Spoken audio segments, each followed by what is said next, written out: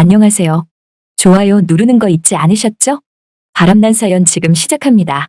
지금 생각해보면 참 별일이 다 있고 저런 사람도 다 있구나 하는 생각이 드네요. 그리고 그때만 생각하면 참 아찔하게 다가온답니다.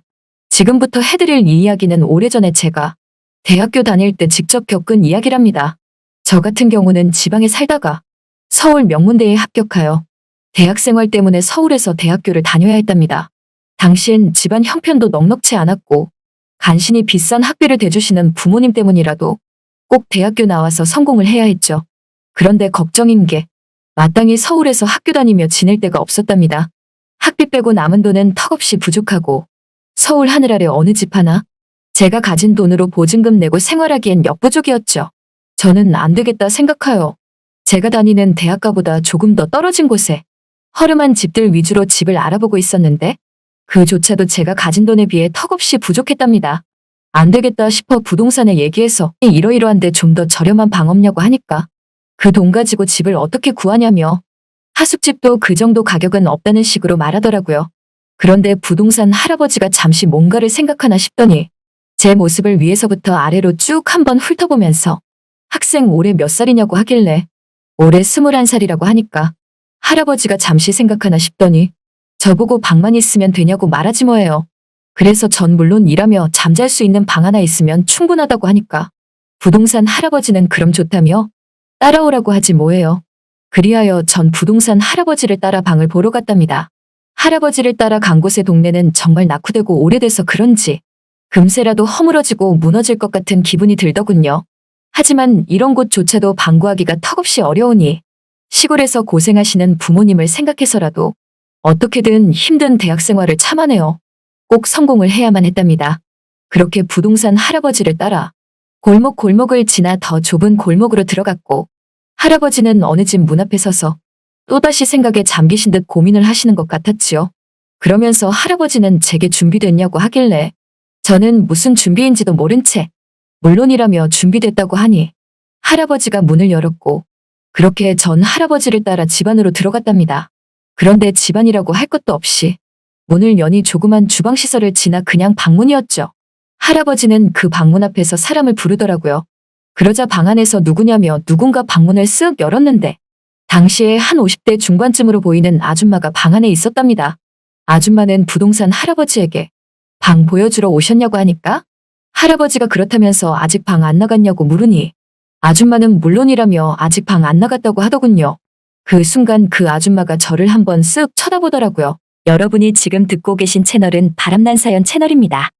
그렇게 전 그 아줌마에게 방 좀 보겠다며 방 안으로 들어갔는데 우와 정말 생각했던 것보다 방도 넓고 진짜 좋더군요.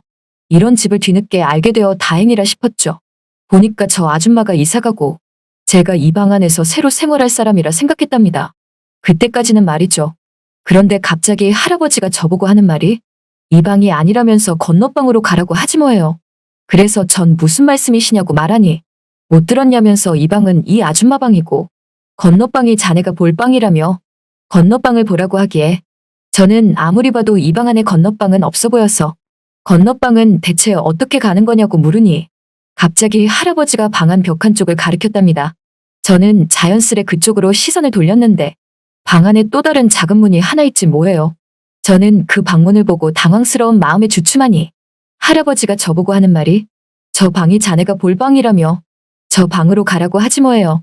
그래서 전 어리둥절한 마음으로 방 안에 있는 다른 방문인 그 좁은 문을 열고 다른 방으로 갔는데 진짜 이건 방이라고 해도 민망할 정도로 코딱지만 하더군요.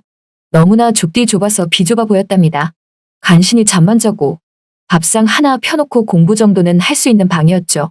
그러면서 할아버지는 저보고 어떠냐며 마음에 드냐고 하길래 저는 다시 그 작은 방 안을 두리번 살펴봤는데 이 방은 글쎄 창문도 없고 그리고 무엇보다 드나들 때 안방을 통해서 드나드는 형식이었죠. 그리하여 전 할아버지에게 여긴 드나드는 곳이 이 문밖에 없냐고 하니까 그렇다면서 이 집도 간신히 나온 거라며 요새 그 돈 가지고 집 구하기 어렵다고 하지 뭐예요. 저는 너무나 고민이 됐답니다. 이런 집에 어떻게 들어가서 사나 싶었죠. 무엇보다 좁은 건 둘째치고 내 방도 아닌 안방을 지나서 내가 사는 좁은 방으로 들어가야 하는 형식이니 이건 뭐 영 신경이 쓰였죠. 그래서 전 고민이 됐답니다. 그러자 할아버지는 고민할 것도 없다며 그 돈으로 방 하나 구하기 어렵다고 다시 말하는데 정말 그동안 집 구하려고 여기저기 수소문해봤지만 정말 이 돈 가지고 턱없이 부족하긴 했었죠. 할 수 없이 전 울며 겨자 먹기 식으로 계약하겠다고 하니까 안방에 사는 아줌마가 나를 보고 생각 잘했다며 보아하니 대학생 같은데 그냥 편하게 엄마랑 산다 생각하고 같이 살자고 하지 뭐예요. 참 부담스러운 말투와 눈빛으로 말이죠. 그러고 보니 이 아줌마가 이 집 주인인 거죠. 그렇게 문 하나 달렸다 뿐이지 한방 안에 생판 모르는 50대 아줌마랑 함께 살게 되었답니다. 드디어 그 집에서 산지 첫날이 되었고 저는 화장실이 급해서 아침 일찍 좁은 문을 열고 나오니 아줌마가 안방에서 아직 주무시고 계시더라고요. 저는 조심스레 그 아줌마를 피해서 살금살금 밖으로 나가 화장실 쪽으로 가려고 하는데 아줌마가 갑자기 자다가 눈을 찔끔 뜨며 총각 화장실 가냐고 하길래 그렇다고 하니까 오래 걸리냐고 말하지 뭐예요. 저는 당황스러워서 그건 왜 물어보시냐고 말하니 똥 싸면 늦게 오니까 그런 거라며 자기도 화장실을 가야 한다고 했답니다. 전 다행히 작은 거였고 작은 거라고 말하니 알았다며 저보고 먼저 다녀오라고 하더라고요. 그렇게 하여 화장실에서 볼일 보고 다시 주인집 방을 지나 좁은 문을 열고 들어가려고 하는데 다시 또 아줌마가 나를 부르며 배고프면 말하라면서 그러지 않아도 아침밥 두둑히 해놨다고 말하더라고요. 그 말을 들으니 이 아줌마 참 좋은 사람 같았답니다. 자식처럼 저를 생각해주니 말이죠. 그 뒤 내 방에 들어가 있으니 어느새 아줌마는 나에게 나오라면서 밥 차렸다고 말하는데 저는 그 아줌마가 차려준 밥을 얻어먹었어요. 아줌마는 밥을 먹으면서 저에게 오늘 몇 시에 들어올 거냐고 묻지 뭐예요. 그래서 전 한 7시쯤에 들어온다고 하니까 알았다면서 그럼 그때 들어오라고 했답니다. 그렇게 전 학교에 가서 공부를 하고 집으로 돌아오니 어느덧 시간은 7시 30분이었답니다. 신발을 벗고 아줌마가 있는 안방을 지나 내 방으로 들어가려고 하는데 갑자기 안방 아줌마가 저를 째려보며 몇 시인데 지금 오냐고 하지 뭐예요. 그래서 지금 7시 30분이라고 말하니까 아줌마는 내게 아침에 7시까지 온다고 하지 않았냐며 그럼 약속을 지켜야지. 한 집 살면서 그런 약속 하나 못 지키냐고 하길래 저는 순간 속으로 내가 저 아줌마랑 저녁에 저녁밥이라도 같이 먹기로 한 것도 아니고 그렇다고 특별히 약속한 것도 없는데 그냥 아침에 말한 시간보다 30분 좀 더 늦게 온 거 가지고 저 아줌마가 왜 저러나 싶었죠. 그렇게 좁은 문을 열고 내가 사는 방으로 들어왔는데 비좁고 창문 하나 없는 방만큼이나 정말 여기서 사는 게 숨이 턱 막히는 느낌이었답니다. 꼭 저 아줌마한테 모든 걸 보고하고 저 아줌마를 통해서 내 행적이 다 감시되고 있는 느낌이었죠. 얼마 뒤 방 안에서 책을 펴고 공부를 좀 하다가 피곤하여 그날은 일찍 자려고 하는데 갑자기 안방 아줌마가 제가 사는 좁은 방문을 두들기지 않겠어요? 그때가 아마 시계를 보니 밤 10시쯤 된 것 같았답니다. 저는 조심스레 왜 그러시냐고 말을 하니 주인 아줌마는 어른이 말하면 문을 열고 대답해야지. 문도 안 열고 그렇게 대답하는 게 어딨냐고 하지 뭐예요. 전 이미 자려고 이불 펴고 다 준비한 상태라 문을 살짝 열어서 얼굴을 빼꼼히 내밀며 그 아줌마에게 말했죠. 지금 자려고 하는데 왜 그러시냐고 하니까 아줌마가 갑자기 좁은 방문을 확 열어 제끼더니 지금 잠이 오냐며 아침밥까지 해서 바쳤는데 라고 했고 저는 당황할 틈도 없이 그날은 그냥 그렇게 흘러가고 말았답니다. 그리고 아침이 되었는데 저는 다행히 제가 사는 좁은 방 안에서 혼자 자고 있더라고요. 어떻게 된 영문인지 자세히 기억도 안 났답니다. 그렇게 매번 그 아줌마랑 선 하나 그어놓은 느낌으로 같이 살던 어느 날 아줌마가 다시 또 제 방문을 두들기더라고요. 그러면서 총각 TV 보려면 나와서 봐도 된다며 어서 나오라고 해서 저는 괜찮다고 하니까 이번에도 아줌마는 제게 약간 화를 내시며 TV만 보라고 했는데 뭐가 그렇게 어려워서 어른 말을 무시하냐고 하지 뭐예요. 저는 할 수 없이 문을 열고 안방에 그 아줌마랑 나란히 앉아서 보기도 싫은 TV를 봤어요. 아줌마는 TV에서 나오는 연속극을 보는 내내 갑자기 저를 보며 학생은 애인 있냐고 물어보는데 영 기분이 이상했죠.